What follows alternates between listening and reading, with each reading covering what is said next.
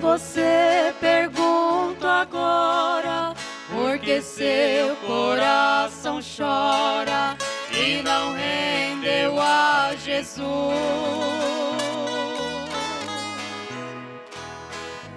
Quantas vezes tem ouvido esta história tão triste de sua morte na cruz? Ele foi chicoteado, seu corpo dilacerado, inocente foi ferido.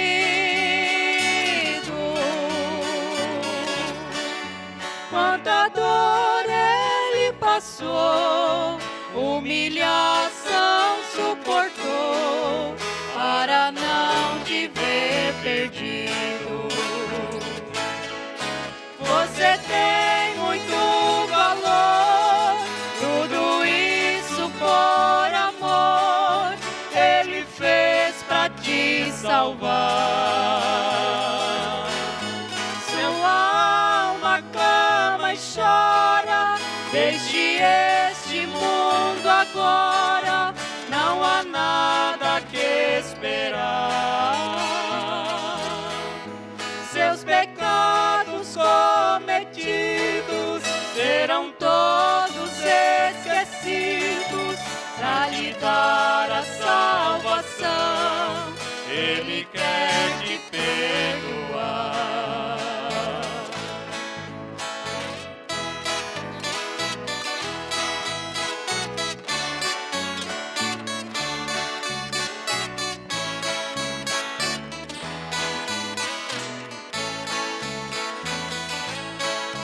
Você não se percebeu o tanto que ele sofreu, já parou para pensar? Por você Jesus morreu, pregado naquela cruz, tudo fez por te amar, pra te dar felicidade na doce eternidade, juntinho dele está. No sofrimento cruel, por ti derramou seu sangue, para te ver lá no céu. Você tem muito valor, tudo isso por amor, Ele fez pra te salvar. Sua alma clama e chora, deixe este mundo agora, não há nada que esperar.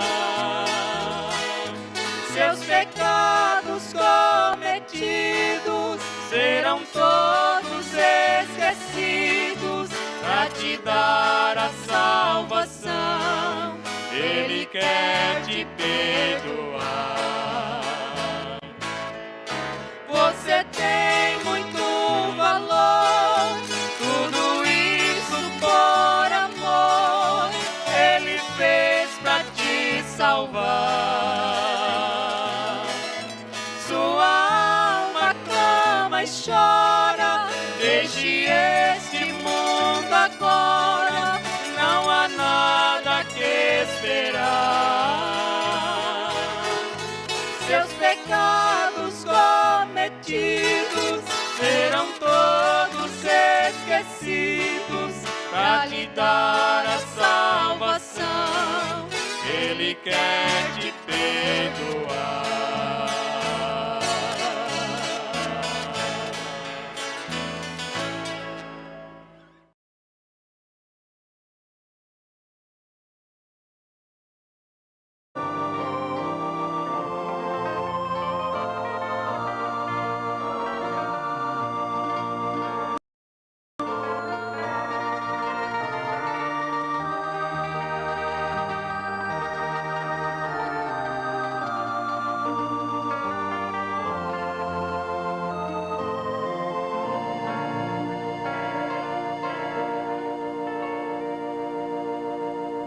Senhor seja louvado através das nossas vidas, amém? O irmão testemunha que foi salvo por Jesus Cristo, depois que tomou uma bezetacil, e aquilo causou-lhe um choque, uma coisa terrível. E ele clamou ao Senhor, dizendo para Deus: tu sabes que eu tenho 2 filhos para criar, e minha esposa, não deixa que eu morra. E logo Jesus entrou em cena e salvou a sua vida, né? Glória a Deus.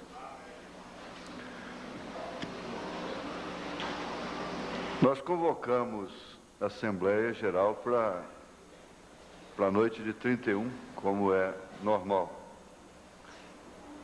E a ordem do dia já foi feita, a indicação do Conselho Deliberativo e da diretoria.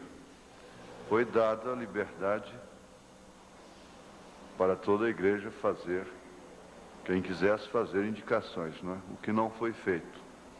O que significa que a mesma chapa será apresentada na noite de 31. Como é de costume, eu não programo passar a noite aqui. Essa igreja tem um trabalho regular, normal, intenso, por que não dizer, durante o ano todo.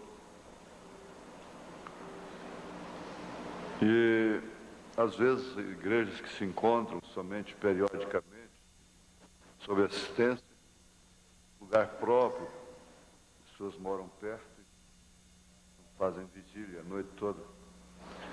Aqui em Goiânia o caso é diferente. Então nós não programamos passar a noite.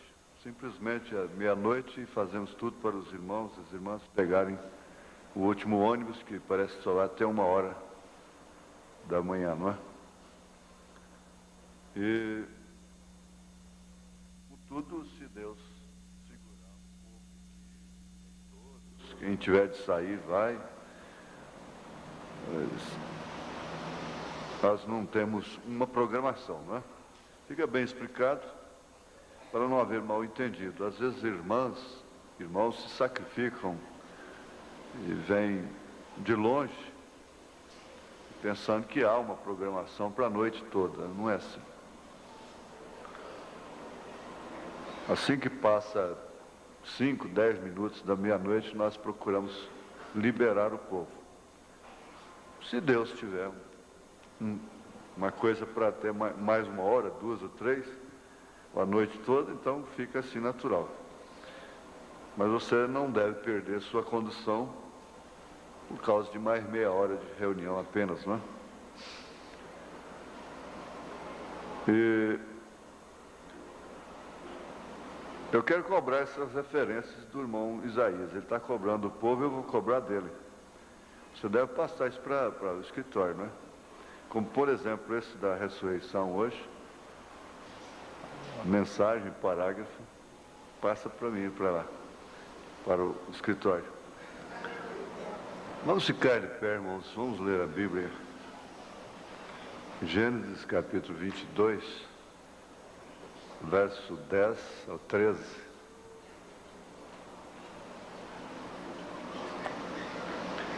Vocês conhecem bem a história de Abraão e Isaque.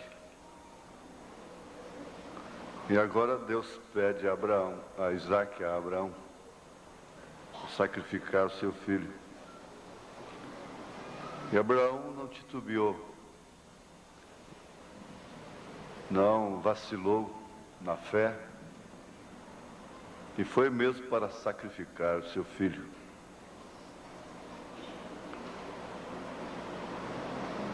O que nós não queremos fazer, não é?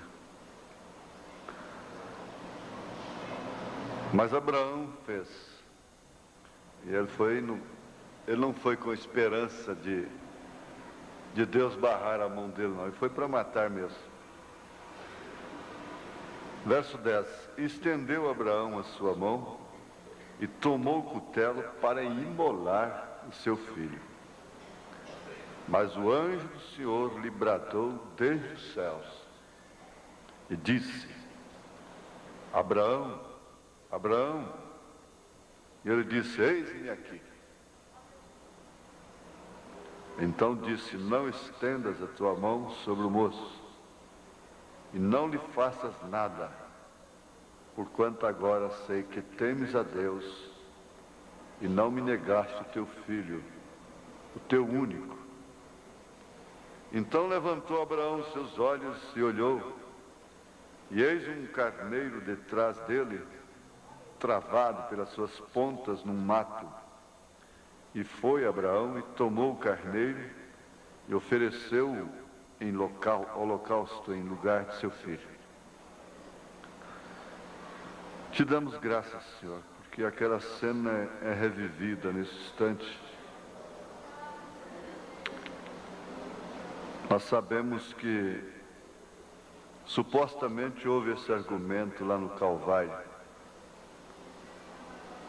Como o Senhor poupou a Isaac na hora da morte, na hora da tentação, o Senhor seria poupado também lá na cruz. Mas o Senhor não poupou o seu filho, como disse São Paulo, sacrificou-o mesmo, de verdade, o abandonou no Calvário, por amor de nós. Se nós podemos nos colocar aqui nesta hora de pé, com plena justificação da nossa fé, foi por causa disto. E logo o Senhor mostrou que ele não ficaria na sepultura, ressuscitou no terceiro dia. E aqui está a justificação da nossa fé. Te pedimos aceitar a nossa gratidão diante do Senhor, diante do teu trono da graça. Que essa aliança seja sempre lembrada nos nossos corações, nas nossas vidas, em nome de Jesus Cristo. Amém. Podeis assentar-vos.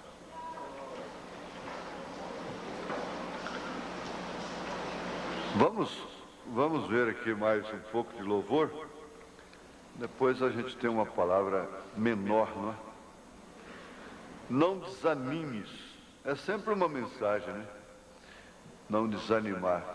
A irmã Débora é que canta Não Desanimes. Depois nós teríamos gratidão, que é muito próprio, que a gente deve ter sempre. Gratidão pela irmã Márcia. Fonte de sangue com as irmãs Jane e Norma. E disco voador com o irmão Gabriel. Então vamos por ordem. Irmã Débora, irmã Márcia, irmã Jane, irmão Gabriel. Assim que um terminar, o outro já fica pronto por ali para remirmos o tempo, não é? Vamos ver aí, não desanimes. É sempre uma mensagem para todos nós. E também alcança o visitante, não é? Que mesmo com chuva, eu vi muita gente com chuva entrando aqui molhada, não é? Uma tarde chuvosa e pessoas totalmente molhadas vieram para a igreja. Deus tem uma recompensa. Amém. Vamos ver aí o disco voador. Disco voador é meio custoso, né? Meio custoso. Um disco voador. Nós vemos aí Deus sempre superando o homem, não? A carroça, o automóvel, o avião, a espaçonave. E quando o rei aqui da terra andava numa carruagem muito sofisticada, de muito luxo, Deus levou Elias numa carruagem de fogo. O que o irmão tem encontrado acerca de disco voador? Assim mesmo natural, no campo científico, um irmão que lê muito e observa muito. Eu acho que eu já sabia que o senhor ia me chamar. Eu estava pensando ali. A gente sabe. Creio que cada um que foi chamado, creio que o Valdete, toda vez que o senhor me chama, parece que o Espírito já vai ali e avisa a gente. Isso é muito bom. Eu estava pensando, uma mulher, uma esposa fiel, ela nunca toma opinião a respeito da pessoa do seu marido. Ela nunca vai no inimigo do seu marido para tomar opinião sobre ele. Isso é profundo. Então, a igreja conhece muito bem que a ciência, ela é inimiga da fé. Eles podem até dizer que não existe o disco voador, mas o profeta diz que eles são anjos de Deus investigando a terra, inspecionando a terra, e sempre vêm a crer atrasado.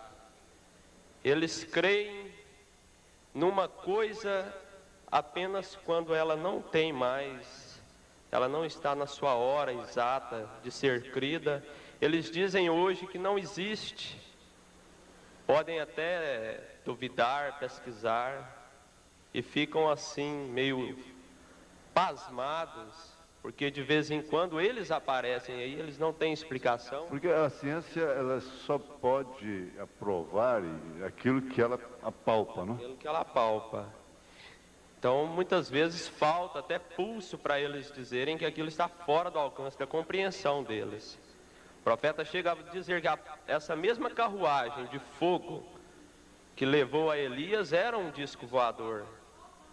Na linguagem deles lá, na época, só souberam expressar daquela forma. Relativa, não? Eles não sabiam dizer, como esse nome é dado agora, disco voador. Mas existe um sobrenatural. Pode até ser, eu sei que o hino vai falar que não foi disco voador que levou a noiva. Eu não sei como será, eu sei que haverá um arrebatamento. Então o profeta diz que Deus acionará o seu grande imã, e todos aqueles que têm uma propriedade dentro de você, aquela fagulha, não haverá maneiras do diabo, do inimigo, te prender aqui na terra. Quando ele acionar aquele imã, quando ele descer até as nuvens, não adianta o diabo tentar te segurar, você subirá de qualquer forma. Você quer dizer que eles vão dizer que foi disco voador?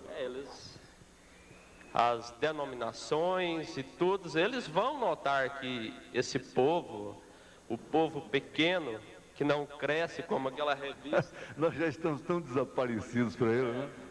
Mas esse povo vai desaparecer. E como em tudo eles tentam arrumar uma explicação, que essa mensagem não é de Deus, porque ela não cresce, eles vão tentar arrumar uma explicação, porque você, irmã e irmão, desaparecerão. E isso está próximo de acontecer. E não interessa o que eles vão pensar, que levou ou não levou, o que interessa é que eu vou e todos nós iremos. Eu creio dessa forma. Irmão Gabriel, você sabe que quem canta interpreta, né? Está interpretando, né? A música, né? Aquela letra. É o intérprete, né? Como é que você interpreta esse hino aí quando fala no disco voador? Por que esse hino chama disco voador? Disco voador porque o anticristo virá para a terra, sim, mas como o profeta fala, a prostituta e as suas filhas virão, que é o anticristo e as denominações. Virá dizer que esse povo subiu foi por disco voador, mas do certo não é, foi arrebatamento. Você acha que haverá uma admissão que o povo desapareceu realmente? Olha, o profeta diz que hoje pode desaparecer um certo número de pessoas e aquilo, a notícia pode até correr que sumiu alguém ali, alguém aqui. E isso pode preocupar por um pequeno espaço de tempo. Como todos os dias, as revistas, os jornais, os noticiários trazem notícias de catástrofes, mas o impacto é pequeno, ele passa, logo as pessoas se esquecem daquilo. O profeta disse que esse mundo não vai notar que houve um desaparecimento, eles não vão chegar a temer que a noiva já foi, que o Espírito... Ele chega a dizer que eles continuarão a pregar que Jesus Cristo virá buscar um povo, sendo que isto ele já terá feito naquele tempo. Então, ele diz que a noiva é pequena,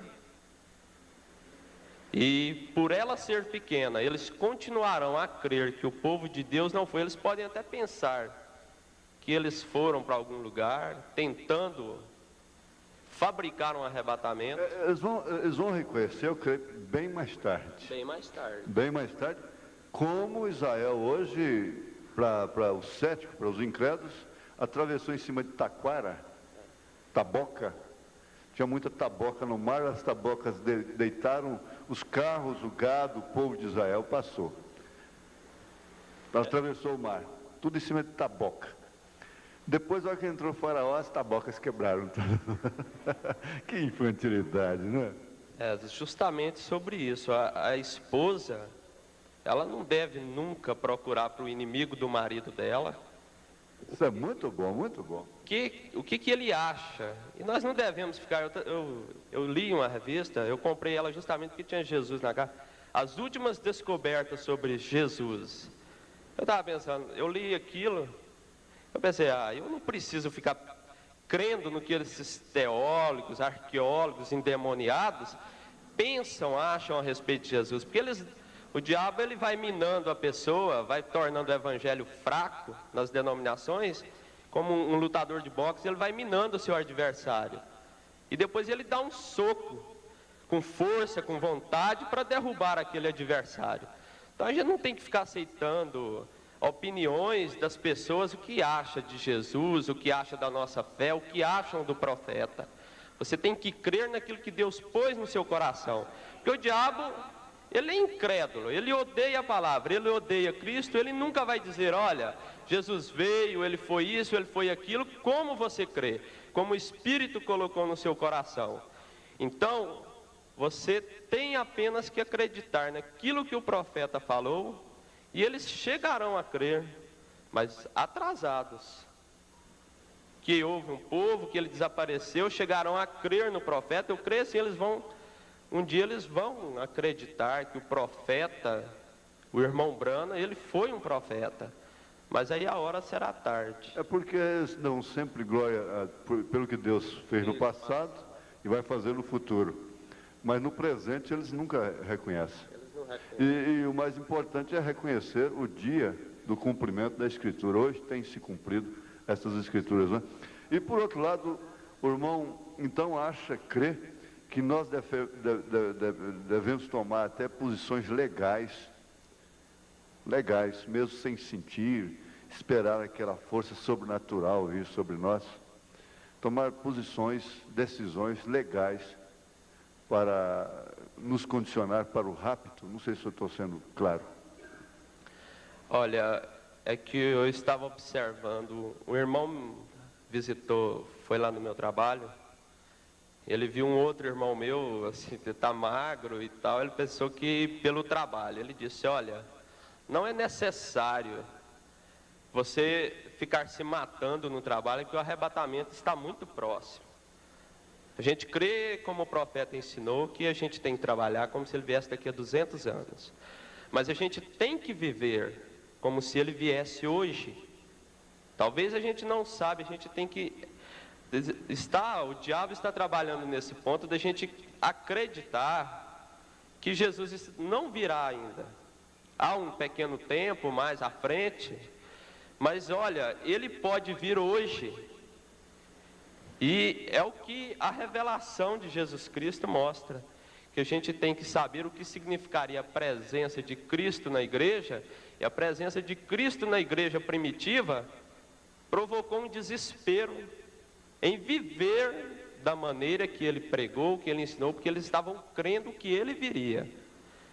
Jesus pode vir para mim hoje, nessa noite, quem sabe eu saio daqui, eu pereça ali fora, eu morra num acidente, alguma coisa, o coração de qualquer um pode parar, Cristo estará vindo para essa pessoa.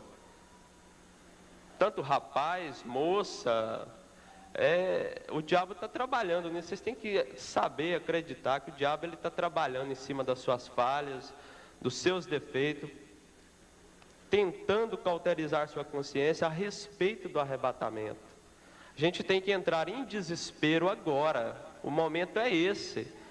A gente viu esse encontro, tanto que foi profunda aquela fita, a hora da tentação. Ele está tentando, cada rapaz, cada moça, eu gosto de falar assim, que é mais a minha idade, vocês irmãos mais velhos, têm a sua experiência, como que a hora da tentação chega para você. Então a hora da tentação para o rapaz, para a moça, a gente faz muito plano, eu vou casar, eu vou fazer isso, eu vou construir aquilo, mas a gente sempre se esquece. Esse plano pode não acontecer. Pode ser que amanhã Jesus venha, hoje ele venha, e se nós não estivermos preparados, o profeta fala, sem o sinal, sem o Espírito Santo, nós não iremos. Agora você não tem que ficar olhando para a irmã do lado, para o irmão do lado, se ele tem ou não condição. Você tem que olhar para você. E se desesperar, que seja um disco voador, que seja como for. Ele vem e levará a sua igreja. E o diabo vai ficar aqui mais uma vez derrotado, fracassado, como sempre ficou. Aí, irmão, dessa forma real de encarar esse desespero, essa preparação para o rapto, entra o fator prosperidade. O fator prosperidade que, sem dúvida alguma, a prosperidade separa o homem de Deus. Quer dizer, se a igreja, por exemplo, se ela tivesse que ter pessoas que entram em tempo de orar, meditar antes de um culto, todas elas estivessem em plena prosperidade, nós não teríamos essas pessoas que vêm ao altar antes do culto. Porque todas elas teriam que chegar sempre atrasadas. Se você põe o culto para começar às 7 horas, elas sempre chegarão às 7h30. Se botar às 7h30, elas vão chegar às 8. Se botar para as 8, elas vão chegar às 8h30. E assim por diante. Então nós não teríamos realmente a oração de altar antes do culto. Nós não teríamos a meditação. A meditação que é normal, que faz uma parte, faz parte íntegra mesmo do culto do cristão, pelo menos aos domingos, né? Pelo menos aos domingos, não é certo? Ir para a igreja, como a digestão, ela começa antes de você comer, porque às vezes a pessoa diz, a minha boca encheu d'água, mas aquilo já é digestão, já está preparando, o seu organismo se prepara todo. O organismo tem que ser preparado para cada evento dele. Na vida conjugal não há uma preparação para certas horas, por isso que há tanto desacerto, tanto desencontro, tanto distúrbio, tanta frustração no casamento às vezes, porque não prepara o organismo tem que ser preparado para aquilo. Às vezes o homem quer uma mudança brusca de uma mulher que está no batedor de roupa para uma hora íntima. O que pode acontecer de uma forma natural, é claro. Mas o organismo, ele tem uma força, ele tem uma preparação para tudo, para todos os seus momentos. Agora, a parte espiritual tem muito fundamento com isso. A preliminar, por exemplo, ela prepara, faz isso, a preparação. Eu estou notando assim, de uma forma natural, como Deus está usando o irmão Isaías aí na frente da igreja, do pessoal, e está havendo uma preparação. Quer dizer, pelo menos aos domingos, o mínimo, não é certo? Deveria haver esse critério, esse desejo de preparar um pouco o espírito. Agora, se para comer existe um relaxamento, deve haver um relaxamento prévio, um desligamento prévio na mesa, deve haver isso, não deve haver tensão, discussões e coisas.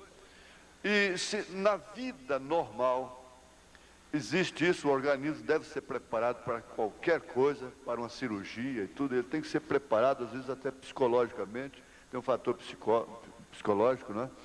E então, muito mais o rapto, o arrebatamento. E o que Jesus está fazendo é justamente isso, ele está preparando essa noiva, não é certo? Você concorda com isso? Há uma preparação que forma esse relaxamento, esse descanso, essa digestão, vamos dizer, você assimilar o rapto. A respeito da prosperidade, o senhor começou falando de prosperidade, eu estava pensando, o profeta fala na mensagem, a unidade de um Deus numa única igreja, ele fala que o motivo pelo qual o dilúvio veio sobre a terra, é que Deus abençoou as realizações das pessoas, e as realizações delas, que deveriam aproximar mais a pessoa de Deus, porque muitas vezes a pessoa quando está na gratidão. A prosperidade deveria levar à gratidão, porque quando a pessoa está na dificuldade, na dependência de Deus, é como o senhor falou, ele se entrega totalmente, porque ele sabe, ele reconhece que ele precisa de Deus. Aliás, endossando isso aí, o irmão Branham disse também nas 7 eras, que Constantino, estando em apuros, ele pediu a oração da igreja cristã verdadeira. Ela orou por ele, deu no que deu. O diabo, ele muda de máscara. Então, se ele viu que você na dificuldade, ele não conseguiu te derrubar, muitas vezes ele te derruba na prosperidade. E eu me lembro de uma expressão do pastor Luiz Mendes, ele disse que se Deus vê que a prosperidade é uma faca afiada na mão do seu filho, se a mãe vê que essa criança pequenininha, ela está brincando ali com a faca afiada, se ela é uma mãe responsável, ela vai lá e toma aquela faca do filho.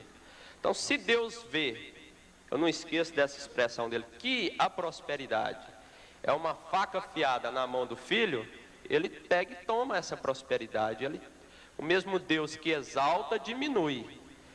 Então, o profeta diz que mesmo Deus tendo acabado com o povo, mandando o dilúvio sobre a terra, mostrando que todas as realizações deles, sem Deus no negócio, sem Deus naquela coisa, chegariam ao zero, mesmo assim, após aquilo, eles tentaram construir aquela torre e foi outra realização que deu em nada.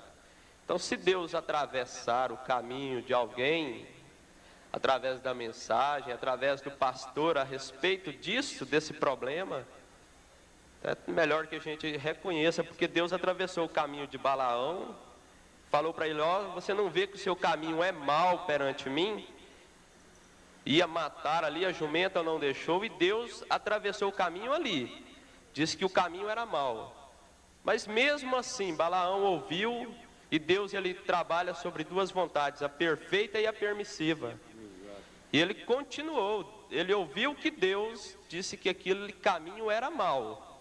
Mas ele continuou, porque Deus falou, então se você quer ir, você vai. Mas ele já tinha falado que o caminho era mau perante ele.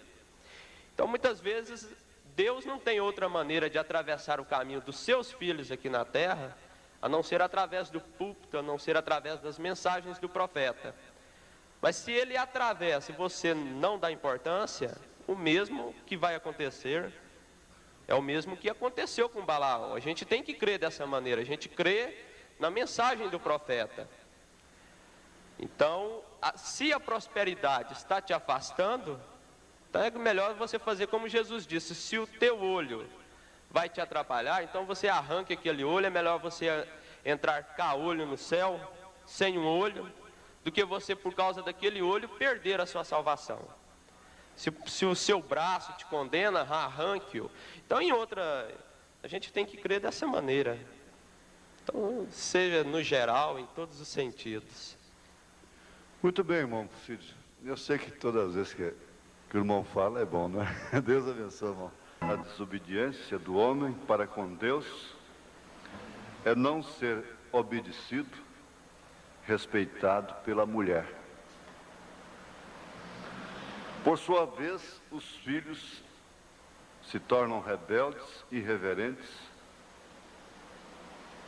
entre aspas, na linguagem de Paulo, desobedientes aos pais, sem afeto, irreconciliáveis,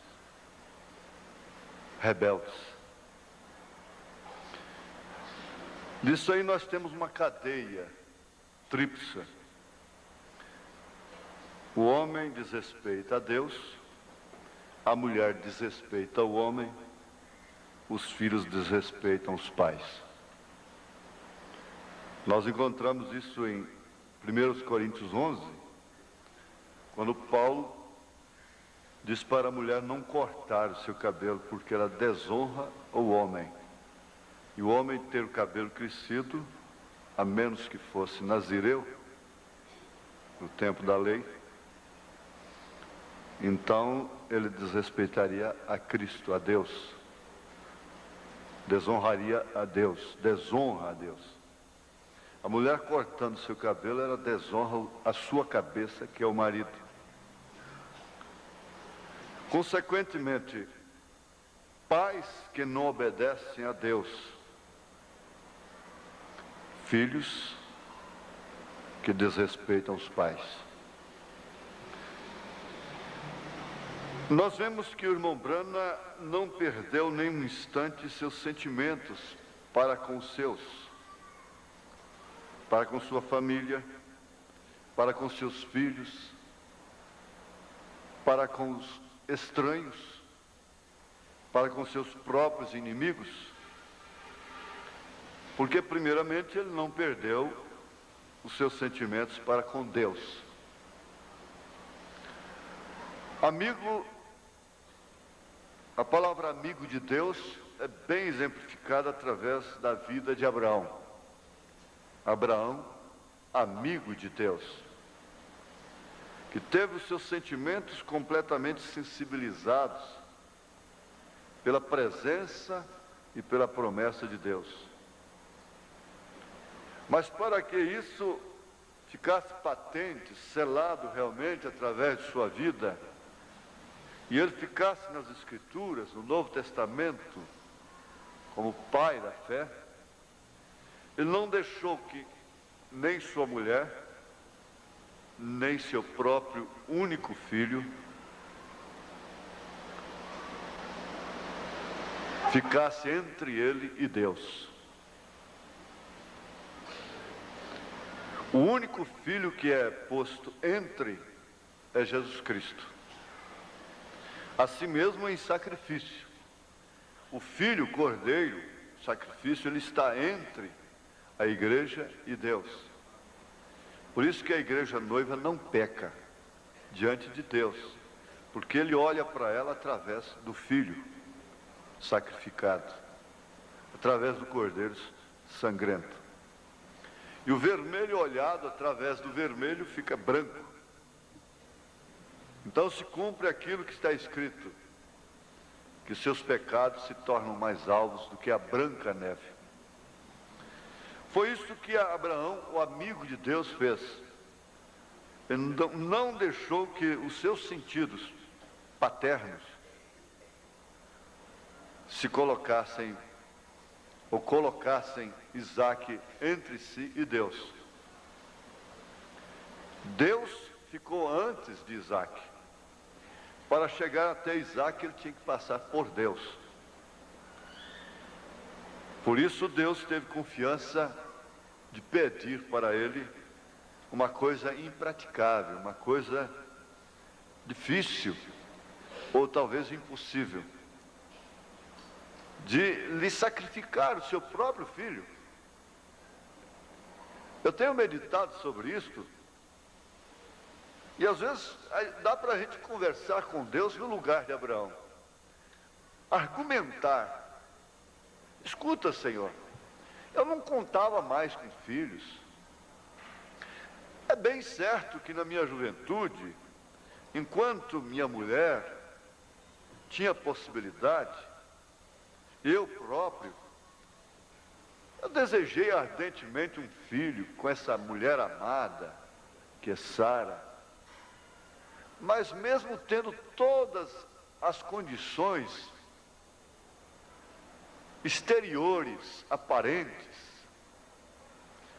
ela não teve a condição subjetiva, interior.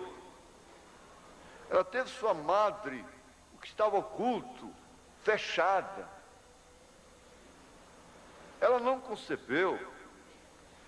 Então, quando nós estávamos já velhinhos e não mais aspirávamos aquilo, o Senhor veio a nós espontaneamente, voluntariamente. Nós não estávamos orando, pedindo um filho, angustiados.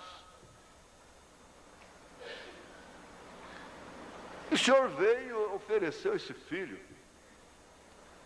E nós passamos por essa experiência toda, dessa transformação, e obtivemos esse filho da promessa.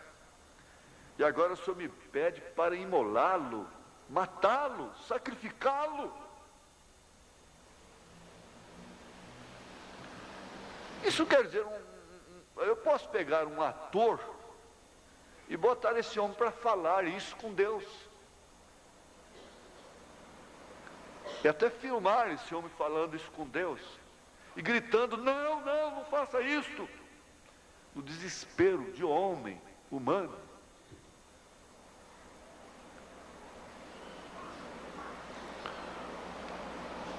Agora, o que você faria numa hora como esta?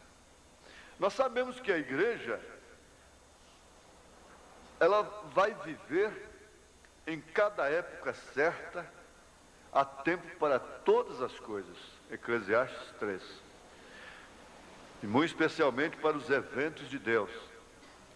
Ela vai viver em cada época certa aquilo que seus tipos viveram no Velho Testamento.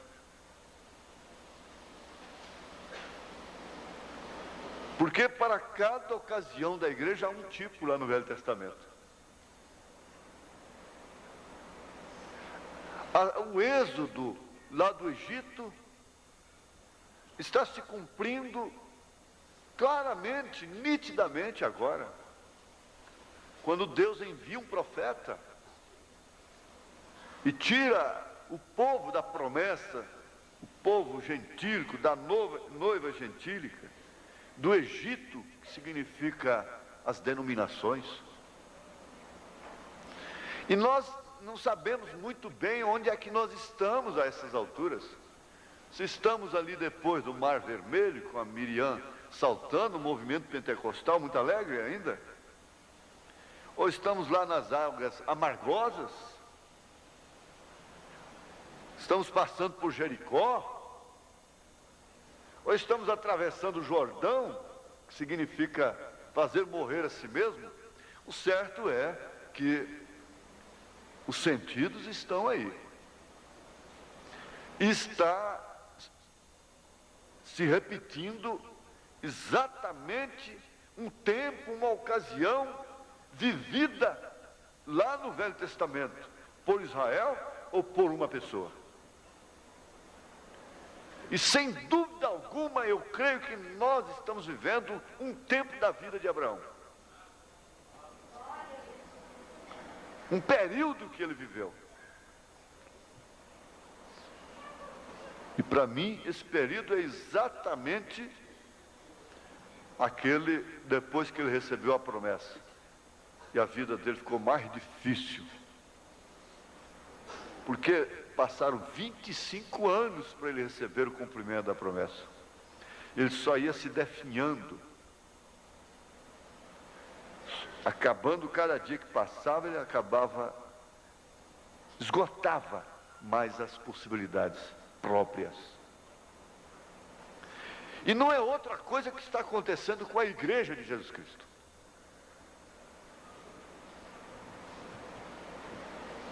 Agora, isso não deve fazer com que ela perca os seus sentimentos para com Deus, muito menos para com os seus.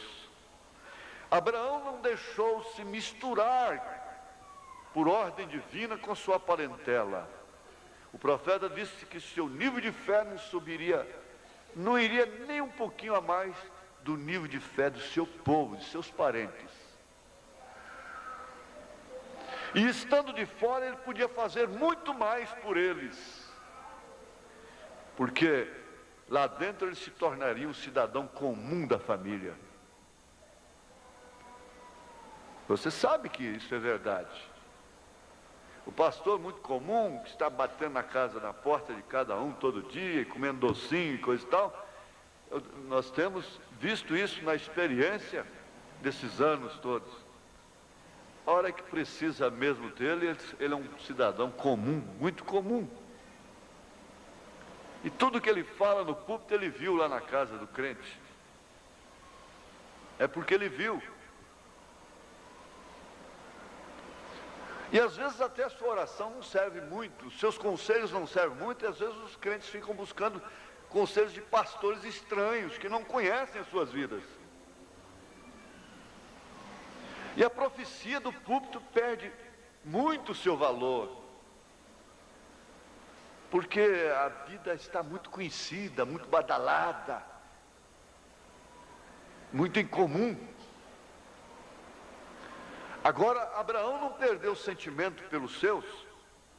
Isso ficou provado quando ele intercedeu por Ló. E chegou até mesmo a ir lá e libertar a Ló. Ele não foi se comprometer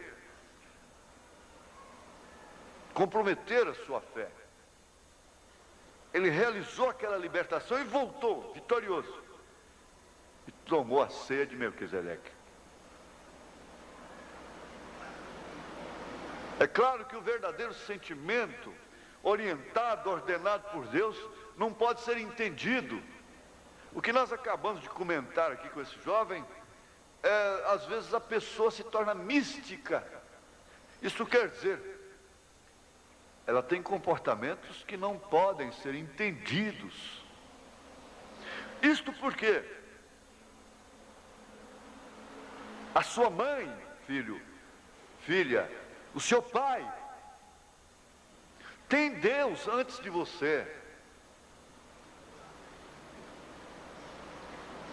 Deus está entre você e seu pai, entre você e sua mãe, como estava entre Abraão e Isaque. Agora, se aqui estivesse pelo afeto, pela razão, pela paternidade, Abraão, Isaque, Deus, Abraão nunca teria deixado esta escritura para nós. Ele nunca teria deixado esse exemplo, essas pegadas. O que é muito difícil, porque os nossos próprios sentidos condicionam a maneira de sermos arrebatados, a maneira de sermos salvos. E a maneira de Deus não pode ser condicionada pela sociedade, pelos sentidos, pelos afetos maternais, carnais, paternais, sociais, eclesiásticos. Eu sei que é uma linguagem profunda, difícil até, mas ela é verdadeira. Deus é incomum, por isso a fé é incomum. A fé comum, misturada, ela é uma fé fraca, é um sal insípido.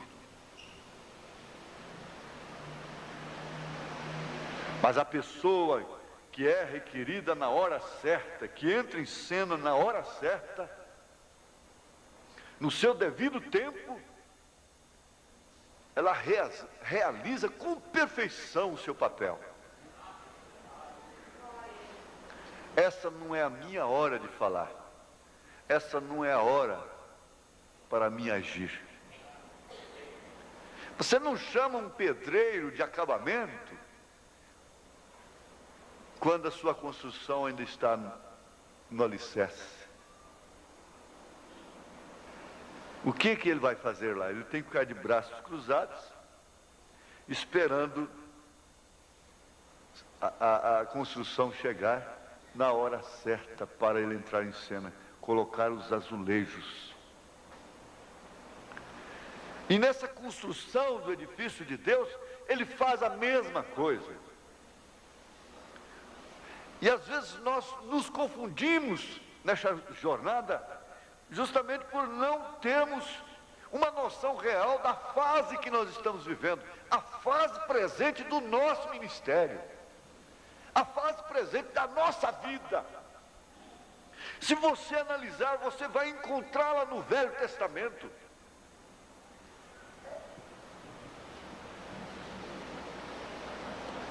Isaac não ficou entre Abraão e Deus. Isso veio para mim numa madrugada, assim quase perto. Quando foi chegando perto, eu caí em mim, não tive coragem. Eu não tive coragem. Eu acredito que não foi hora, não era hora, apenas uma demonstração. Era uma visita à terra. É uma amostra. Eu não tive coragem. Mas quando isso aqui se realizar, nós nos tornaremos místicos, é claro. Eu não creio que isso é só para mim, e que isso não será somente para um indivíduo à parte. Mas aquilo vem tão perto de você,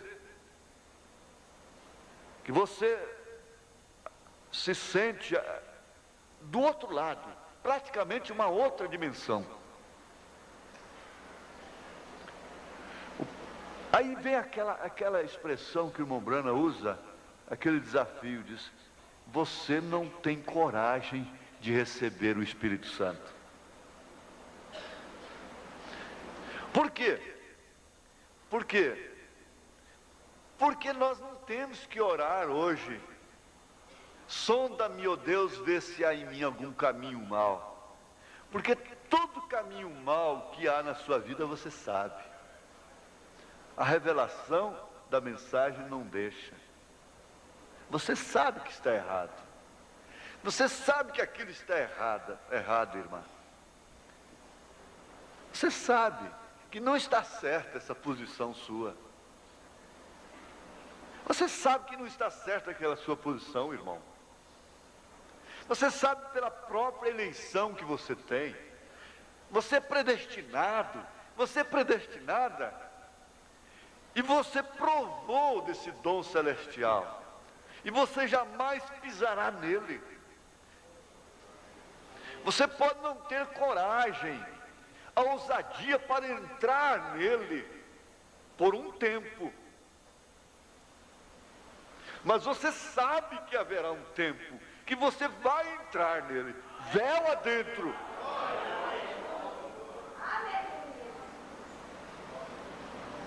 Então, nós não seremos entendidos. Abraão não pôde explicar aquilo a Sara, a Bíblia não registra isso, que ele foi tomar uma satisfação com Sara. Eu não sei se Sara teria o mesmo comportamento de Abraão, como mãe. Escuta, querida, Deus está pedindo Isaac, sorrindo, alegre, feliz. Eu vou sacrificá-lo, porque Deus pediu. Nós não sabemos realmente o que ela faria. Você se põe no lugar dela. E lembra da irmã Meda, lá quando o irmão Brana queria entregar a Rebeca. Quando ela começou a aprender a tocar rock, ele disse: essa menina está morrendo, vamos encomendar a sua alma.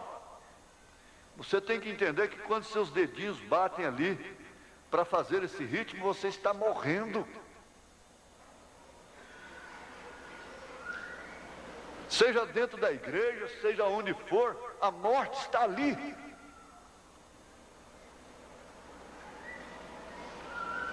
Quer dizer, quem tiver a mãe, que tiver a mesma noção que aquele pai teve, entenderá que aquela filha está morrendo.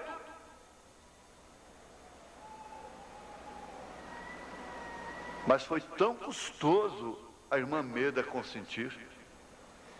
E ela estava optando pelo lado certo. Parece que o irmão Branham estava errado, queria deixar a menina ir, soltá-la, entregá-la. E ela não vai não. Essa não é a maneira de salvar. Aquele ali era o poder da palavra falada. Ali estava a pedra de coroa. Ele disse para ela, argumentou com ela. Pessoas viajam milhares de milhas para falar e pegar uma palavra comigo. Agora, porque eu sou comum para você, não é? Eu como com você, eu durmo com você. Você conhece os meus arrotos? Você lava a minha roupa? Você passa a minha roupa? Você pode até bater a porta em mim.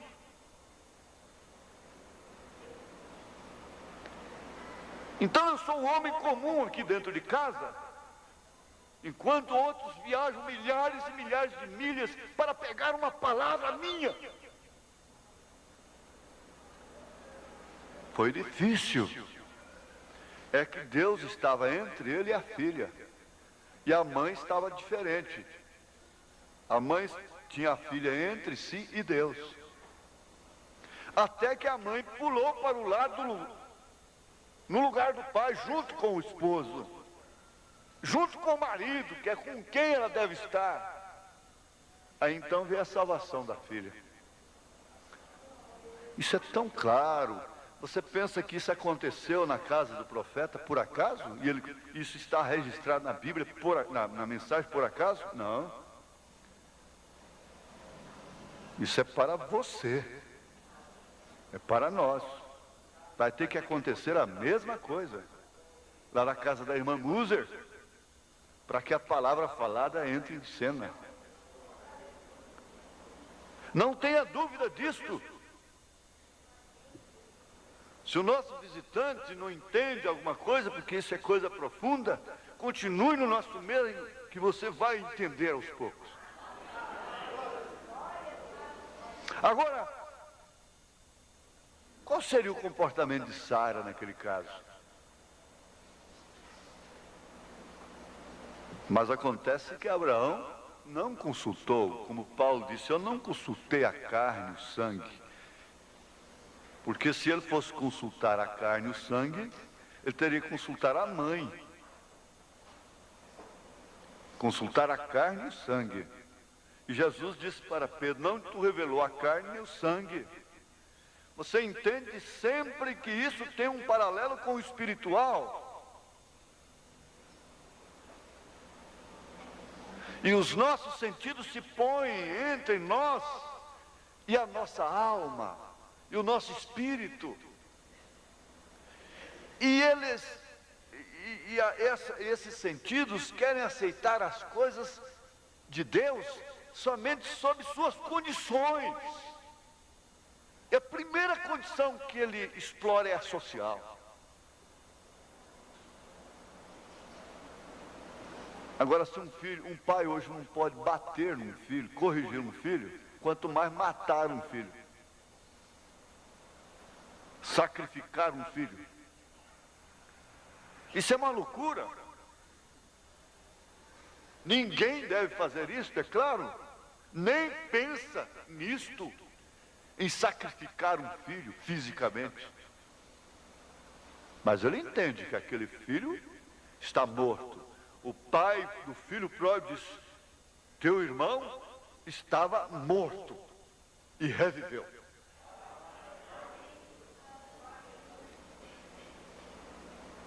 Essa menina está morrendo.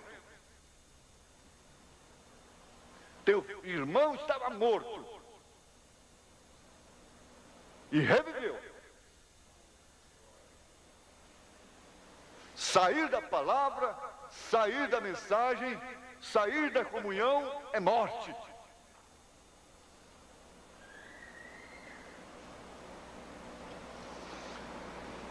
Agora isso vem até perto da gente. E parece que é só um saltozinho assim, e você passa para aquilo.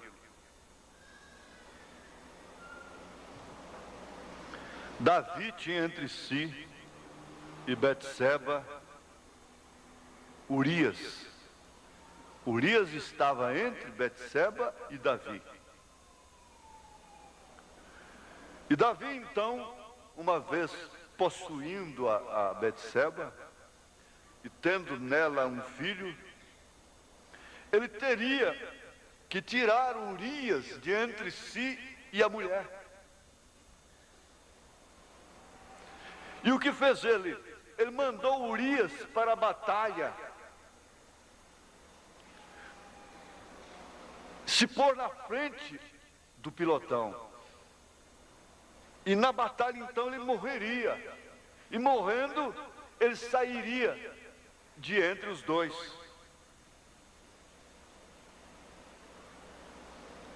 Urias aqui para mim representa a carne que tem que morrer, que está entre nós e Deus. O irmão Branham diz assim, eu falo baseado na mensagem, que se esse primeiro esposo não morrer, você não se casará com Cristo. Porque Cristo não casa com a mulher que tem marido vivo. Porque ele próprio disse que ele será adúltero. A mulher revelada, por sua vez, não casa com um homem que tem mulher viva. Se ela é revelada. Se ela conhece Romanos 7, Mateus 19, 1 Coríntios 7, ela sabe que ela vai viver em adultério também.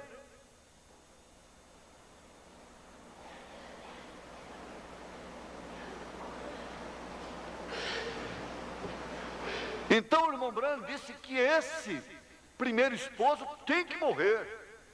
Essa bagagem denominacional tem que morrer. Esse domínio mundano tem que morrer. Você tem que ficar livre para ter o outro marido, que é Cristo. Então Urias teve que morrer, exatamente na batalha.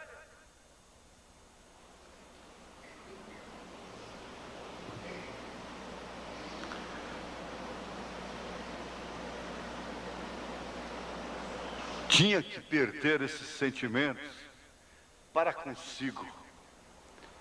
Os sentimentos para consigo. Automisericórdia. Tem que sair de entre si, entre você e o seu espírito. O irmão Branham chegou a dizer para a sua esposa: saia do meu caminho. Ele não estava com isso dizendo para ela: escuta, arruma sua mala, vamos para o cartório, vamos nos divorciar, cai fora de mim. Sai do meu caminho. Vai embora, suma. Não.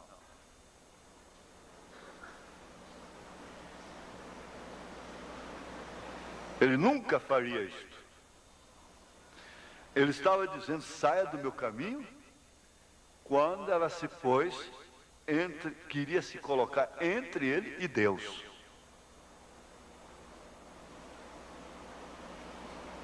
Saia do meu caminho para com Deus. Quando eu estico a minha mão, levanto o meu braço, eu não posso pegar em você primeiro, eu tenho que tocar em Deus primeiro. Só assim eu poderei cumprir o meu ministério. Porque esse não é um ministério comum. Ele não é um ministério qualquer. Ele não é um ministério que depende de apoio social, moral, social, religioso. Ele é um ministério levantado direto por Deus. E eu devo unicamente, exclusivamente, satisfação a este Deus. Saia do meu caminho. Foi assim que Jesus disse a Pedro, assim que acabou de dizer: tu és Pedro, e sobre essa pedra edificarei a minha igreja, e lhe dou a chave do reino dos céus, e tudo mais. Ele acabou dizendo para trás de mim, Satanás. Isso quer dizer, sai do meu caminho. Agora, porque você teve uma revelação, você já quer atravessar o meu caminho entre mim e a cruz. Você não quer que eu morra. Aqueles que nos amam por afeto, por parentesco, não quer que nós soframos por Jesus Cristo. Não querem que nós sejamos sacrificados, criticados nas escolas, criticadas, zombadas, impedidas de estudar, frustradas em seus direitos sociais. Não querem que elas morram nas arenas.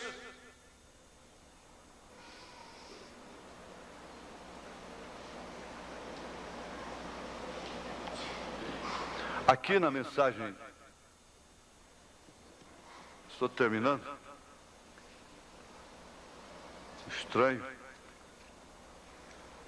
o profeta diz: como eu vejo pessoas doentes, se eu não posso ter sentimento por aquelas pessoas enfermas, eu não posso lhes fazer nenhum bem. Eu tenho que ter sentimento por elas.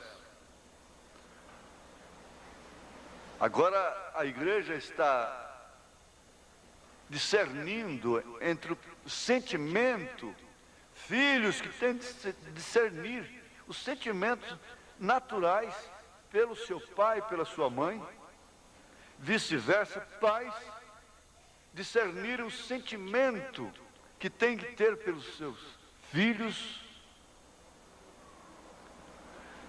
sem deixarem que eles entrem entre si e Deus. A diferença está só nisto e em tudo isto.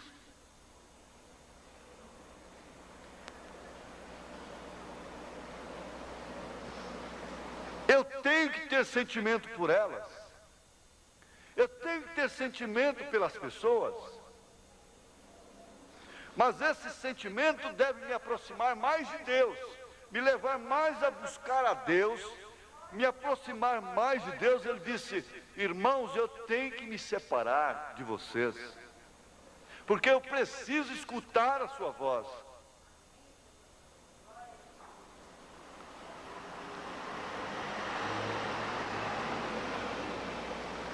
E da mesma maneira com você, da mesma maneira, eu tenho que ter sentimento por você, e eu não posso ser seu irmão.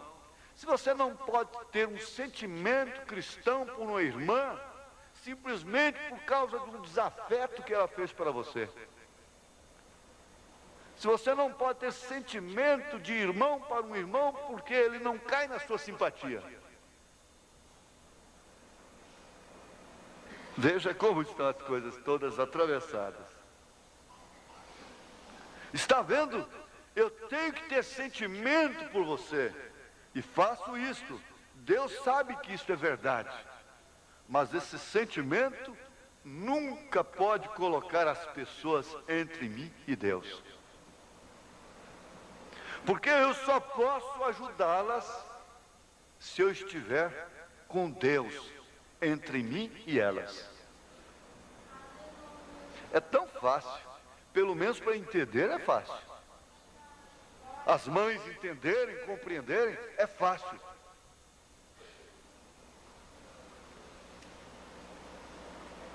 Agora então, assim de uma maneira toda natural,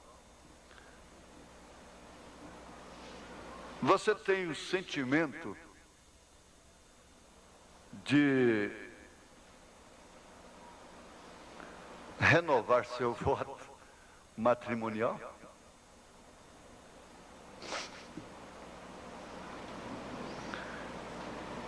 Há um irmão que quer fazê-lo pelas bodas de prata com sua família. Eu convidaria ele que viesse aqui na frente e chamasse sua família. E sua família vendo aquilo pode vir. Ela vem, né? E aí, aproveitando, Se há outro irmão com a sua família que quer fazê-lo, então é uma oportunidade que você tem com sua família. Quem sabe vocês já conversaram isso em casa? Quem sabe você estava esperando uma oportunidade como essa? E agora, vindo aqui à frente, vocês terão um agradecimento, ou agradecimentos uns pelos outros, muito mais a Deus, e combinem entre si, deixarem mais do que nunca Deus entre vocês, Deus em primeiro lugar, Deus, seu reino e sua justiça, e as outras coisas em segundo lugar. Primeiro Deus, depois ela. Primeiro Deus, depois ele. Terceiro você. O irmão pediu essa oportunidade? Cadê o irmão?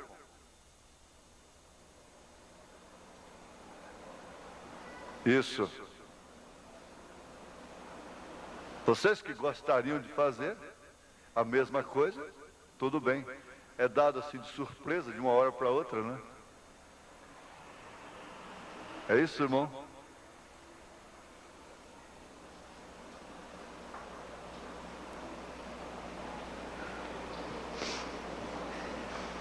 Se pudesse tocar um hino ali no órgão.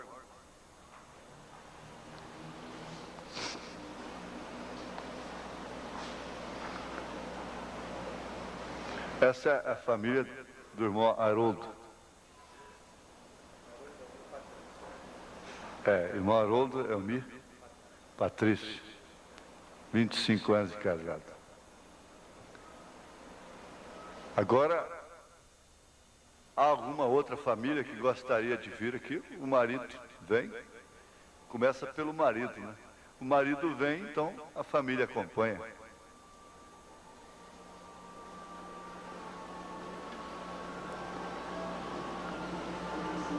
O órgão vai tocando.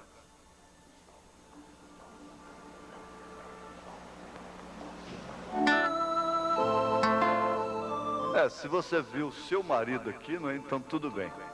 Não deixa o marido ver a mulher, não. A mulher vê o marido, não é? Primeiro.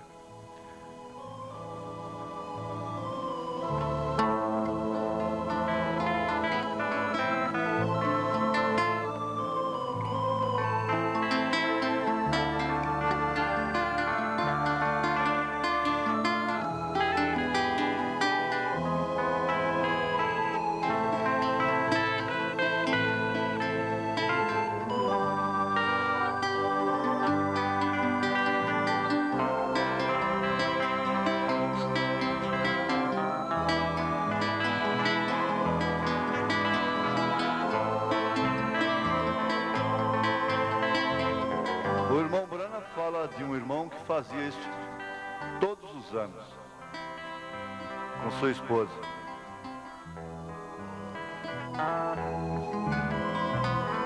Ele fala disso.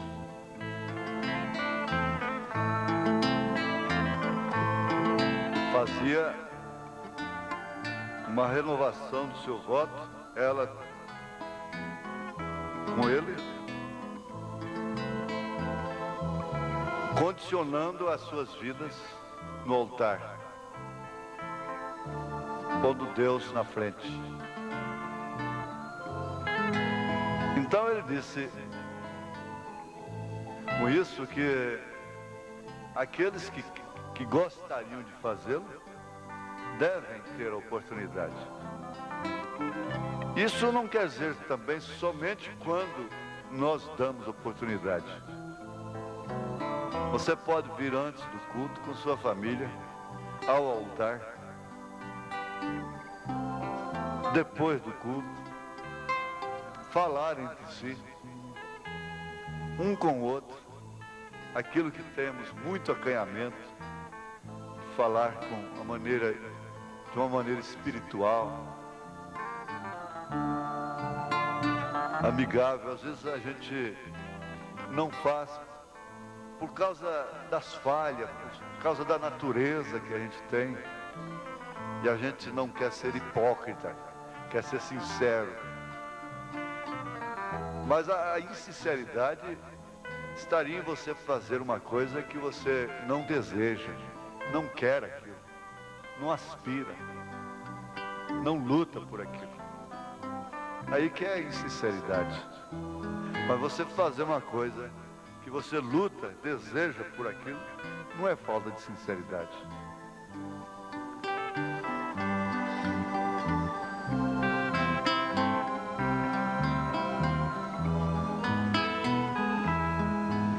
Se há algum pai ainda, algum irmão que quer aproveitar a oportunidade, tudo bem.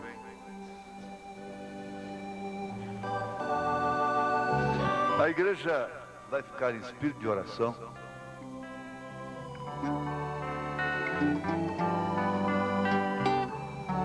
E aí então, irmão, você fala alguma coisa com ela e ela pode falar alguma coisa com ele, quer dizer, com você. A igreja tem os seus olhos fechados, em espírito de oração. É uma hora muito solene, de muito respeitosa, né? Então você fale aí agora, irmão. Fale com sua esposa, fale com ela, fale com ele. Fale alguma coisa desse momento, da vida que vocês têm, do propósito que há nos seus corações. Uns com 7 anos, outros com 20 anos, outros com 25. Hoje está completando 7 anos. Muito bem. É um 7 de casado. Muito bem.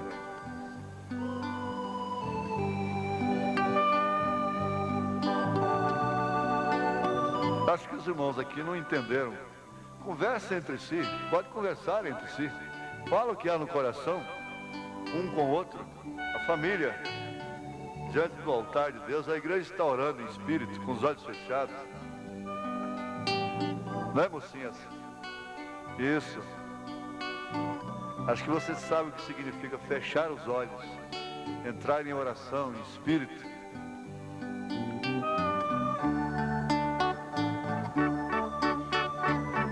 Senhor Deus, nesse instante, há famílias aqui. Eu creio que todas as famílias estão sendo honradas nesse instante, com esse ato, com essa solenidade tão importante. Nós não estamos abençoando a ninguém. Nós não temos tal privilégio de abençoar as pessoas. Mas nós temos o privilégio de proporcionarmos momentos para que as pessoas sejam abençoadas por Ti. Proporcionarmos a atmosfera própria para isso. E lá o quarto de dormir pode ter essa atmosfera. A copa, o lugar da refeição, a mesa simples e humilde, a cozinha, o barraco simples, pode ter essa atmosfera renovadora, que cria, que constrói, que unifica, que traz saúde, que traz harmonia, que traz compreensão, que forma um forte, uma torre, um esconderijo do Altíssimo. O seu lar é o esconderijo do Altíssimo. É onde você também se esconde dos dardos inflamados do maligno. Por isso eles não devem ser violados.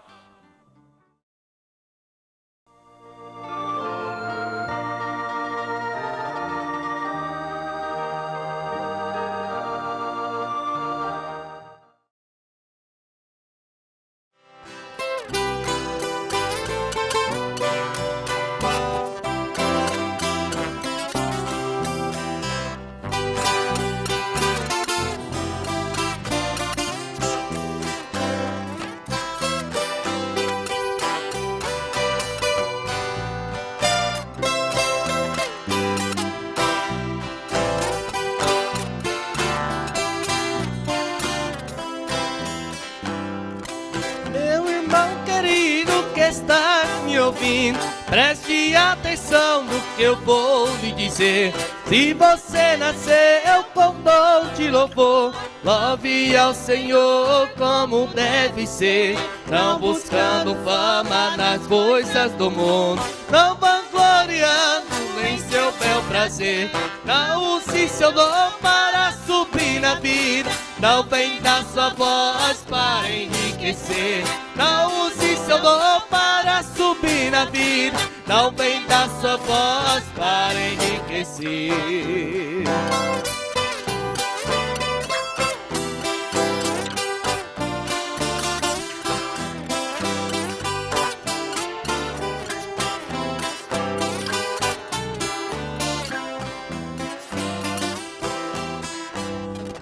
Não estou cantando pra exibir a voz, não estou cantando pra ganhar dinheiro. Eu estou cantando é pra louvar a Deus, porque nele achei amor verdadeiro. Eu aqui na terra não procuro fama, pois sei que daqui nada vou levar. Eu estou cantando é por ter certeza que eu dia no céu também vou cantar. Eu estou cantando é por ter certeza que eu dia no céu também vou cantar.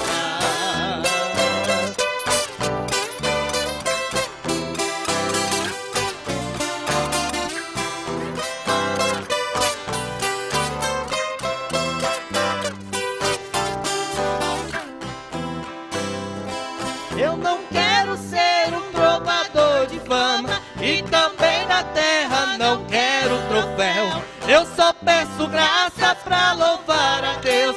Quando eu chegar muito além do véu, eu quero cantar com os santos lá na glória. Essa é a vitória e tesouro meu. Eu não ando em busca de nenhum sucesso, eu só quero ser um cantor no céu. Eu não ando em busca de nenhum sucesso, eu só quero ser